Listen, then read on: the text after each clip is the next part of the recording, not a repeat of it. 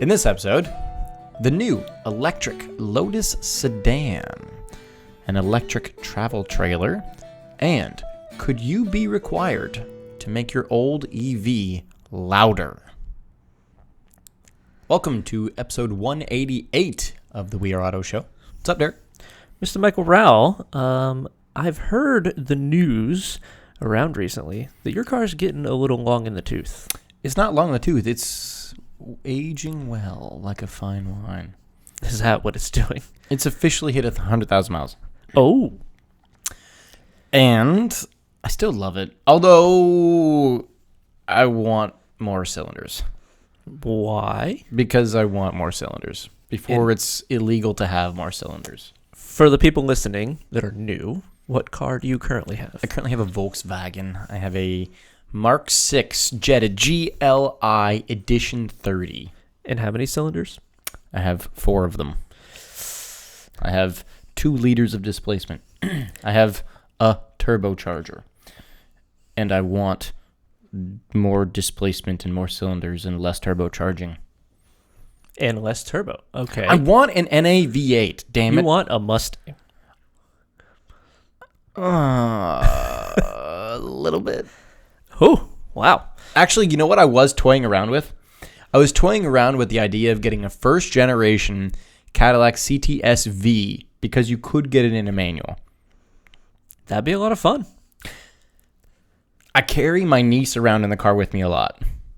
She's young. She's in a car seat. So when I put my niece in the back seat, I got to have 4 doors. I mean, I don't have to, but it's much easier. You have to. Right? So I could get like a really nicely modified CTS-V. I could do like some more road racer modifications. Not like dragster modifications, like what is normally done, but like actual setup for cornering. Do you want a Cadillac this young in your life? Yee. And that's where my head went. It went, it's a Cadillac, don't do it. I know it's a CTS-V, so grandma's not buying it, but... And it's a manual. It's a Cadillac. But realistically, the two cars, the 2 real options that I'm looking at are an Audi S4 B7, so that would have been the last NA V8 Audi S4, or an E90 M3. Now, the E90 M3 is going to run me a hell of a lot more money than the B7 S4. What's worse, BMW guy or Audi guy? Base model Challenger guy. Base model Camaro guy wins. Yes. I agree. Actually, I was watching, was it On Patrol Live, which is what the new Live PD is. It's a TV show. And there was like this crazy high-speed pursuit. Like causing accidents, going through medians, going through woods. And of all the cars, it was a Nissan Altima. But of course. Of course. It has to be. 100%. It was amazing. I do feel like those police chases are daily occurrences on YouTube now. Oh, and they're always over in LA. It's hilarious. It's amazing. Always in California. Yeah. Yeah. So you ready to get into some news? Sure. All right. So let's start out the news with a Lotus. A Lotus? Yeah, so there's a new Lotus that's been spied. It's out doing some Arctic testing. It's the electric, I'm going to butcher the name of this, Envya Sedan? Envya? Yeah, so it's Lotus's new electric vehicle. Interesting. It's something. The first thing that catches my eye is looking at the paint that is supposed to be concealing everything, right? The what do they call that? Photo camo? Yeah, the photo camo. Does have a big Lotus brand on the side of it, and 75. Interesting what they're doing there. Yeah. So they're not hiding the fact that it's Lotus at all. I think they're just trying to hide the designs of it. Yes. And it's kind of almost trying to build the press hype. Oh, it is 100% trying to build the press hype. 100%. Okay. There's nothing in my brain that says it's not, for sure. Tell me more about this. Okay, so this is the next EV, electric vehicle, coming from Lotus. It does follow the Evija hypercar and the Electra SUV, which we talked about oh gosh, what, a year ago or so? I think so. Yep. I think this was originally supposed to be... It's the Electra. There's the Electra, the SUV. Right. That actually has a Lotus face to it, in my opinion. But this Envya Sedan, it's supposed to be revealed sometime later this year, but apparently it's not supposed to arrive until 2025-ish or so, maybe 2026, 7, or even 8 is what I've heard floating around the interwebs. Yeah, it's something.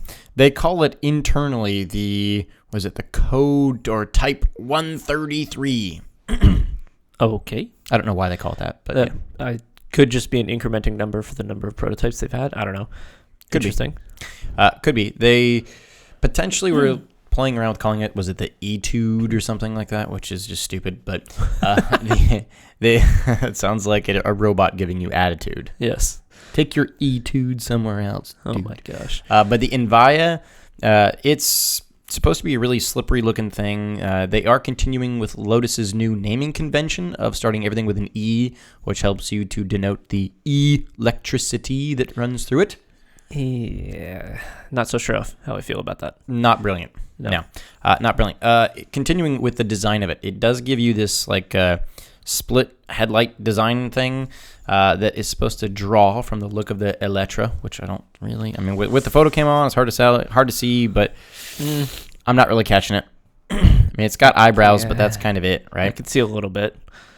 Yeah, it's got those eyebrow-looking daytime running lights. Has a full-width element beneath it. Wow, fancy schmancy. Apparently, it does have a full-width tail light as well. How exciting! It's supposed to be like, you know how some car makers do sedans, but slippery, slopey, looking like a coupe, like. Think the Audi RS7, right? It's a sedan that kind of looks like a coupe. That's kind of what they're going for here. Apparently, in some of these spy shots, there is Recaro logos on the seats. Oh, okay. That's cool. So apparently it's going to get sport seats that maybe share with the Electra. We're going to find out. A lot of the dashboard design is supposed to come as well. Now, I don't have a lot of tech stuff about it, but what I can say is that it is going to be built on the same, they call it the Lambda platform, which is, I guess, their version of all of every other EVs, like the battery and drivetrain. The skateboard. Thing. Exactly, their skateboard. But apparently they're going to borrow some knowledge from a company called Polestar. Oh. And apparently Polestar and Lotus are both under the Geely umbrella of company. Okay. So they're going to sneak some of that help, which would be good because Polestar actually kind of knows what they're doing when it comes to EVs. They've been in the game for longer than Lotus, for sure. By a long shot, yes. Oh, yeah.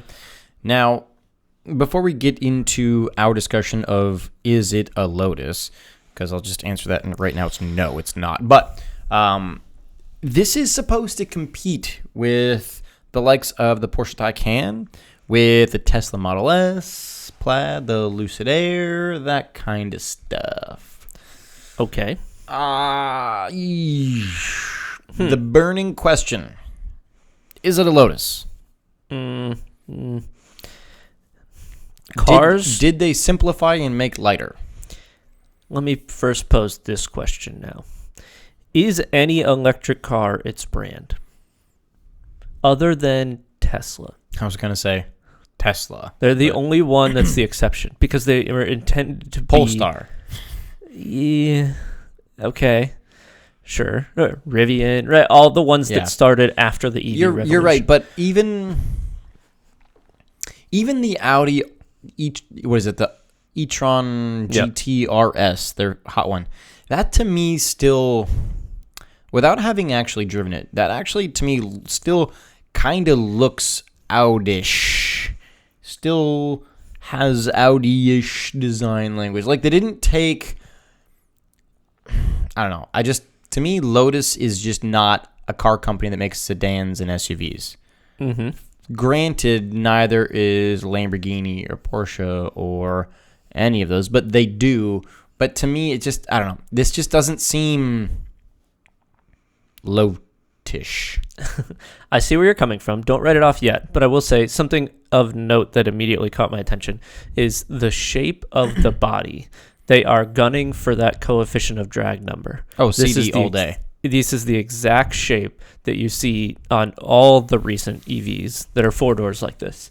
Mm-hmm. And it's just to minimize that coefficient of drag and make it as efficient as possible, which is fine. But again, you're starting to take away from what makes the car the brand icon that it is. And even then, you're starting to take away the individuality of all the different cars from the different brands, because once you get to that magic coefficient of drag number, Mm-hmm. every car is going to just look exactly the same with different headlights. Right.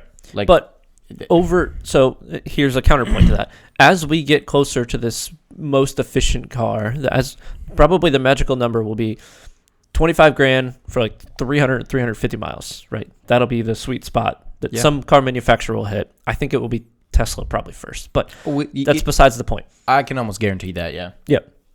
Once we get there, battery tech will continue to move forward, and then the CD won't be as relevant. So you'll start to, over time, get more customization back to the cars.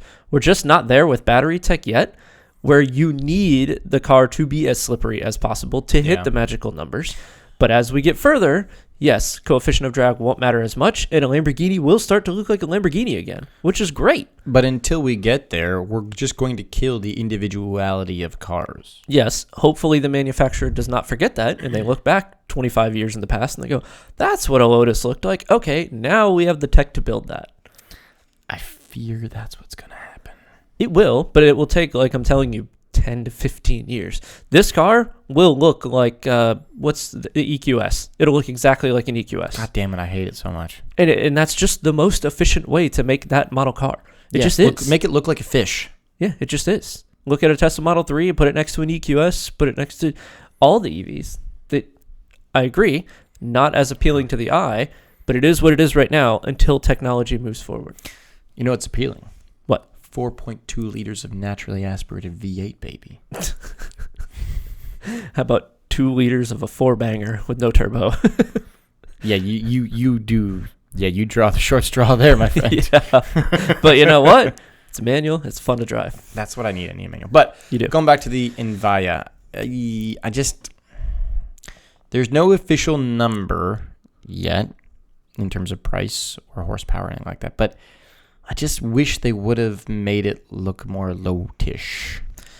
It's still under camo. It's not even out yet. You're just writing it off already. You slow down here, okay?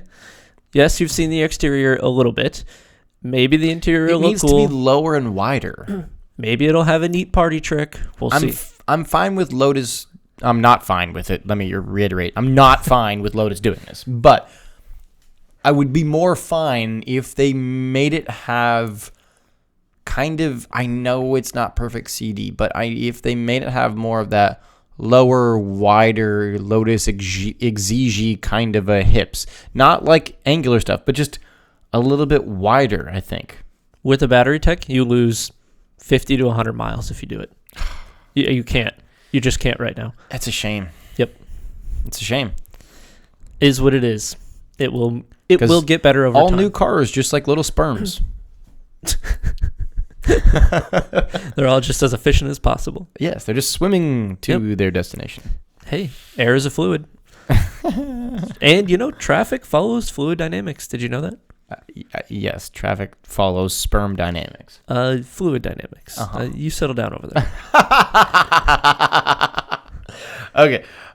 You want to move on? Yep. Okay. So let's move on to something electric again, but it's not actually a car, but it gets towed by a car. All right. An electric camper or a travel trailer. It's called the Lightship L1 Camper. Huh? Mm-hmm. What is this? It's a camper. Okay. Think a modern pop-up camper. So let me back up before we get to the modern pop-up camperness. Lightship, that's the company.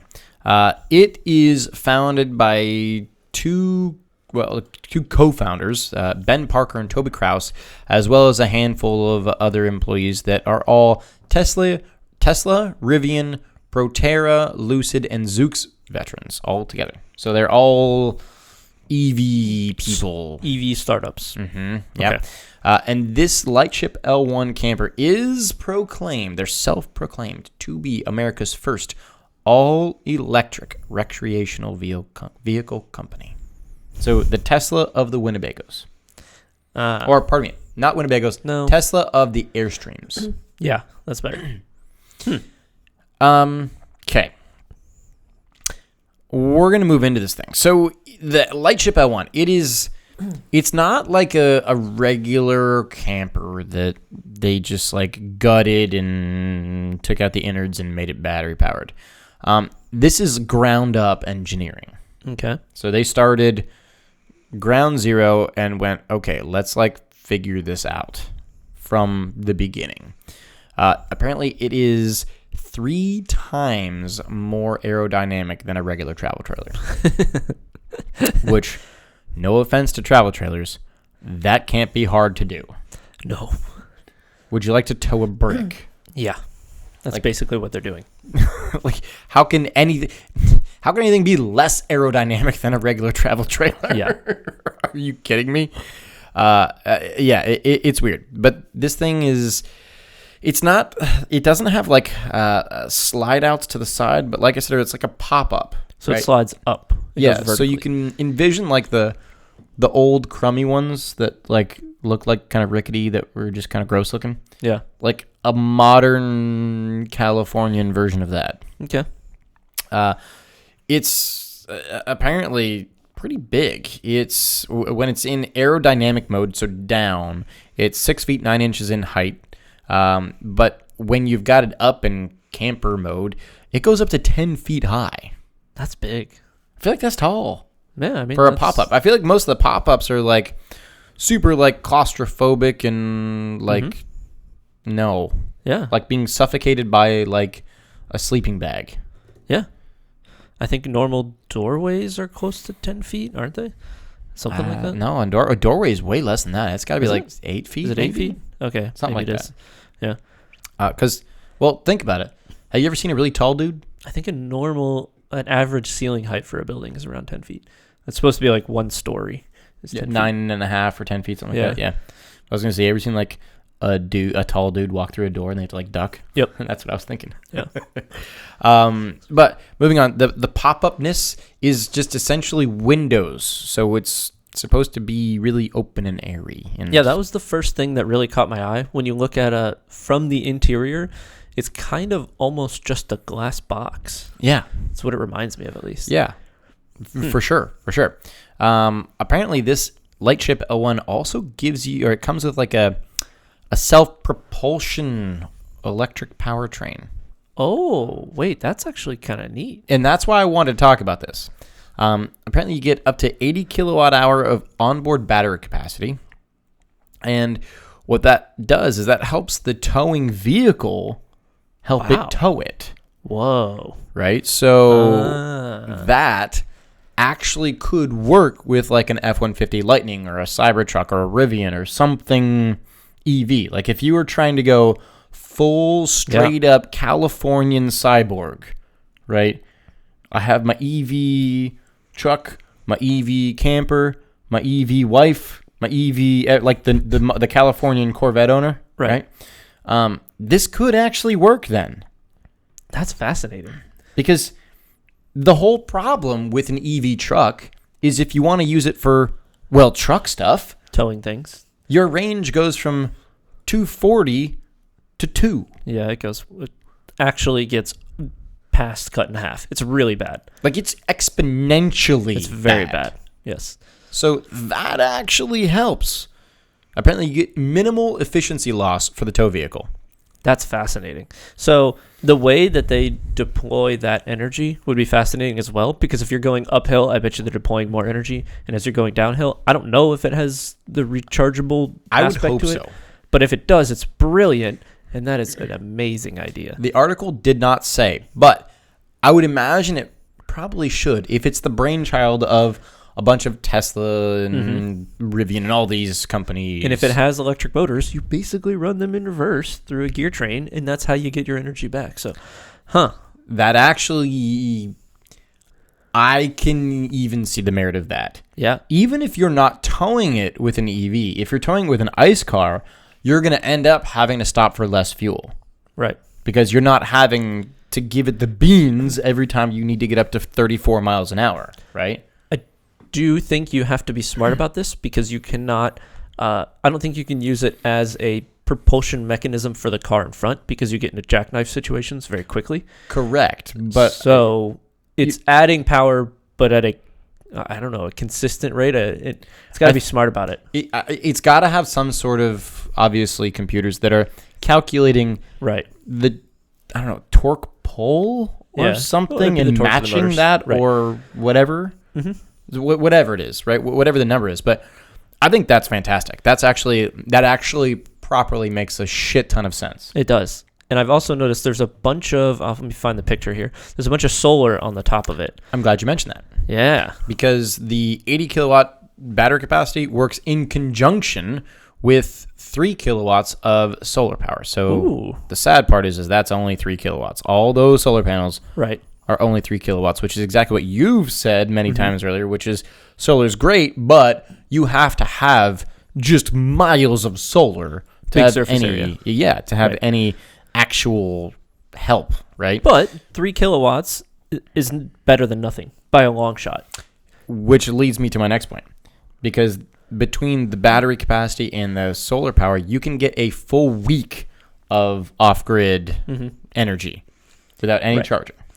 You've seen at the Rolex 24 what a little 300-watt little jackery thing will do. It'll charge everybody's phone.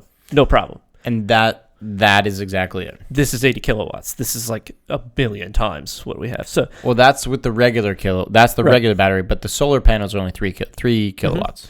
But over time, that will charge itself. I really doubt you're pulling 3 kilowatts of power in this thing. Unless you're using something like an oven or heating elements, you're nowhere near that. So you're net positive. As long as the sun is out, you're very net positive. It makes sense. Yeah. Some more numbers here. Apparently, the Lightship L1 is 27 feet long and 8.5 feet wide. Its GVWR, gross vehicle weight, is 7,500 pounds, which is standard, I would imagine.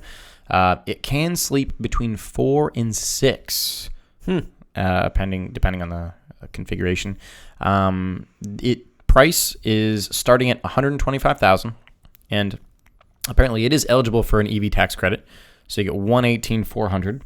Okay. And you can reserve one now for $500. But here, the cool thing about this is that when you're camping, you don't have to listen to a generator humming all night. Right.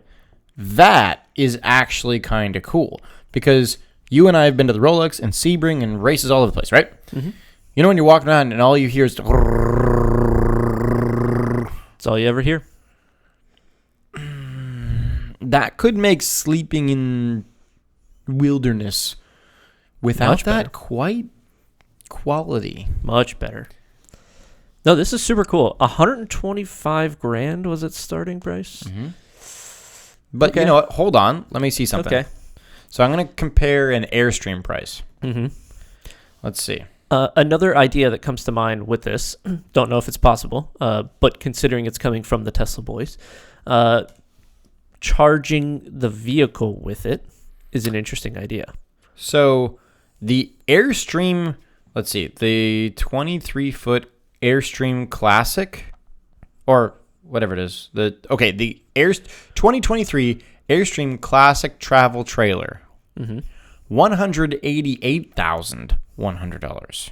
Okay, but that's longer. I think that's, I don't know, it's a little bit longer. Yep. Either way, I guess that's just what proper campers cost now. It's within a reasonable price. Like, goddamn, everything is expensive now. Yes. Goddamn, everything is expensive now. Very. I was expecting to look at that and it'd say like $75,000. Oh my god. Nope. Holy shit. Nope. Okay. I really like this idea. I really like this thing. This is neat. It's actually in the picture. It's got an F-150 Lightning towing it. Mm-hmm. If you had an EV towing this thing, and I'm sure they'll sort out how it manages its energy up and down hills and whatnot. If you could charge the vehicle with it, I know it's only 80 kilowatts, which is not a ton, but that's definitely enough to give you like 50 miles in a Tesla, and that will, in a pinch, get you to the next fueling or to the next EV charge point. No problem. Mm-hmm. So, man, this thing has huge potential. This tied with like a Starlink terminal would just be money. You could go anywhere and have internet everywhere and a nice campsite wherever you wanted, and you're like way off the grid. Yeah. This thing is awesome.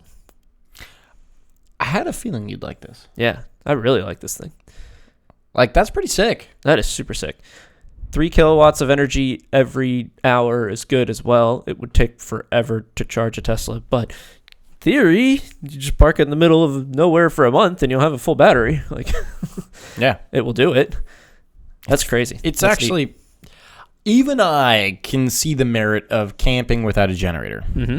Because it's actually a bit of a pain in the ass to bring a generator out. Yeah. Right? Because you got to think, okay, do I have gas for the generator? Do I have proper hookups for the generator?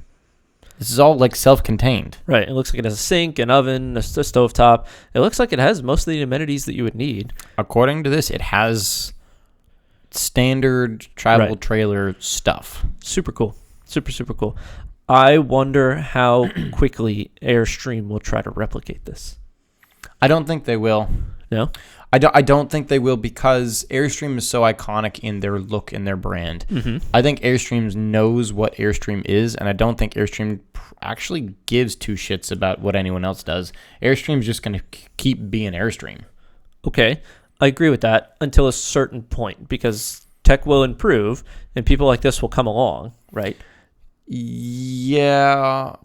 My rebuttal to that is, have you ever met an Airstream loyalist? Not really. What am I missing? There's like a cult following God. for Airstream. Okay. Everyone wants to drive around in a shiny silver thing. Really? Actually, yeah. Wow. Like, there's a legit thing of, like, group of people that are Airstream enthusiasts. Is it because Tesla has a cult as well? Is it like that, or is it like the Jeep cult? It's the Airstream cult. Oh, it's different? Oh, it's boy. its own thing. It's its own, like, self thing. Okay. Huh. There's nothing here that looks absolutely revolutionary, and nothing that Airstream couldn't probably put on one of their vehicles. Right? Oh, for sure. So just put a battery under it, put some solar panels on top of it, and you kind of basically have this, other than like the full glass aspect. But it's cool to see some innovation in this space. Yeah. No, I actually can kind of dig the Lightship L1 Camper. Yeah, it's neat. Definitely. But let's move on. This is a very electric-friendly episode, isn't it? Yes, it is. Because the next news article is about EVs and hybrids. Okay. And it's actually about NHTSA, the National Highway Transportation Safety Administration. Apparently, they got out some investigative studies here. They took their magnifying glasses out and they started snooping around. And there is potentially a mandate that could be coming down the pipeline that could require pre-2021. So any EV or hybrid made before 2021 to go back and refit and retrofit noisemakers. Yes. Oh, boy. They're actually doing this study back to 1997. So they're looking at all the hybrids and EVs since 97. And they're trying to see, like, okay, what is going on? And they're trying to figure out, should they be required to emit the same audible pedestrian warning sounds that new cars have? What are the new car sounds? I don't know. I don't know either. I think it's just that, like, whoa, whoa, whoa, whoa, whoa, whoa, whoa, whoa, whoa, whoa, whoa, whoa, whoa, hum. Put it in reverse, Terry. Beep, beep, Yeah. beep, beep. Back up, Terry. Back up, Terry. Put it in reverse. That's what I imagine here. I don't think that's what's I happening. think the new ones just have, like, more of a hum, so you can Okay. actually, like, hear it. Huh. I know that this is a problem, and definitely a problem that has come up recently with EVs becoming more popular. Mm-hmm. I believe it is for, is it people who have eye problems, who have issues with seeing? Yes, correct. Okay. Yeah, this is supposed to help the visually impaired. Yes. Okay. if you were visually impaired and a Tesla came by right now, it would actually be pretty difficult to tell. You would be hit. Well, in theory, the car would stop, but yes, if it did unless not stop it interprets you as a stop sign, in which case it'll hit you at 5 miles an hour. Yeah, you just roll it. It's the California roll. They're built in California. Correct. Huh. Yeah. So apparently, the current safety requirement is that, and I believe this is the Federal Motor Vehicle Safety Standards, so the FMVSS, and it's FMVSS is 141 is the number of the bill or whatever the hell it is. Mm-hmm. Requires all 2020 and newer model year cars, are electric and hybrids, under 10,000 pounds, have some sort of pedestrian warning sound. I don't know what the sound sounds like, but I think it's just that hum. I think it's like a hum. Okay. Like, you ever heard a Tesla turn on? Yeah. Is it like, whoa, whoa, whoa, whoa, whoa, whoa, whoa? I think that's it. Okay. I could be wrong here. And they're thinking about doing this for older cars. But that's going to pose a huge challenge because, you know, the estimated number of EVs and hybrids on the road since 97 to now? That's a lot. 9.1 million. Wait, is it hybrids as well? Yes. Why? Hybrid went in reverse is pretty much only... Oh, okay. And yeah, I guess at low silent. speeds. Like a Prius going backwards is dead silent. A Toyota Highlander hybrid going backwards is dead silent. You know, it would be amazing if this was applied to like the IMSA GTP cars on pit road.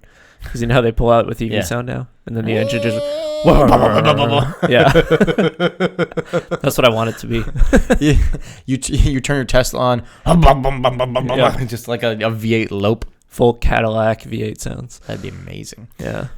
But again, this is supposed to help visually impaired. But here's the issue that I find. No offense to the visually impaired, but I think it's not actually the visually impaired that need the help here. It's the fact that human beings suck. Where are we going here? So, how many people do you know or do you see walking around staring at their phone with headphones on? A lot. If you're in a city, a lot. Mm-hmm. Yes. Get off your damn phone and look where you're walking. Okay, let me ask this question. Would a Toyota Corolla make a difference here? No. With a noise, it would, I think. Would it? No, you're right. No. Either way, I think it's just a people problem. I don't know. I don't know that putting an external facing speaker, or however they're going to retrofit these noisemakers. They just tape like a loud phone on it. That's what I'm telling you. That's what I want. And it should just be Ferrari and Lamborghini V8 hums the whole time from your Prius. That'd be ridiculous. Awesome. But however they go about doing this will be kind of fascinating. I don't know if there's a problem here to fix. I agree it's not great. Oh, you're taking that angle. Well, I agree it's not great that EVs are so quiet that it's a problem for visually impaired. I don't know if this is the best solution, though. And I honestly don't know what a good solution is. Is there one? That's what I don't... I know the solution. Stop buying EVs. Oh, that's the solution. Buy V8. Stop the hate. Get a V8. Yes. Get your very, very inefficient V8s, everyone. Yes, please. I don't know. This is an odd one. I like the Cadillac V8 noises. Just do that. I mean, it's a good idea. Speaker. Either way, I feel bad for visually impaired people because they can't see the car backing out when then they can't hear the car backing out. But for the rest of the people that are not visually impaired, pay attention to where you're walking. Well, yes. Also, for the love of God, pay attention where you're driving.